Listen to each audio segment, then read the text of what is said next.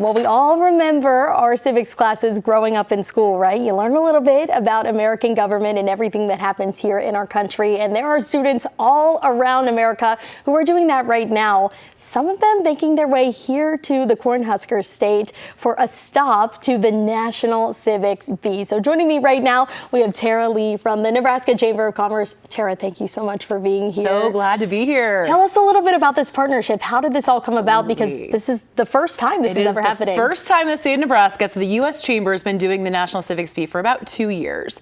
And this year, all 50 states are actually competing and sending representatives to the national title. So it's very, very exciting.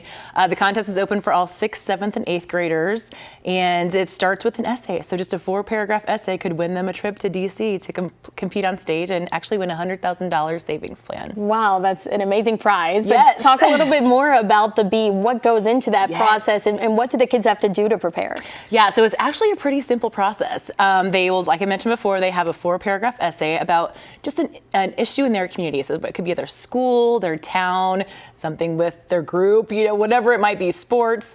And they submit that by February 3rd. That's the biggest thing to mention right now. That deadline is coming up very quickly. So February 3rd is the deadline for that. The top 20 then from those essays will go on to the regional bee, and that's the in-person bee. There's 7 locations across the state, including the Omaha metro area. And those folks will do a written test for 2 rounds, and then the top 5 from that go on and do an oral presentation and get some questions asked from the judges. And those top 3 winners then go on to the state bee, so the state championship in Lincoln in June.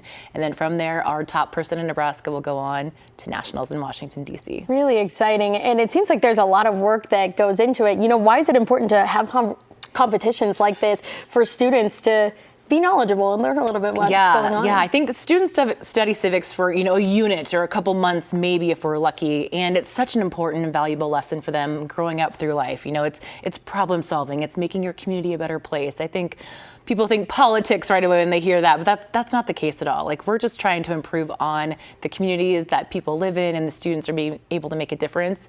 This contest is teaching them life skills. It's writing, it's speech, it's, again, that problem solving thing that's going to go so far for them for the rest of their lives. And like you said, the applications are open now. How do people find that and apply if they want to? Yes, they can go to nationalcivicsbee.org and they will find the application. There's actually some cheat sheets and some helpful hints as they write that essay.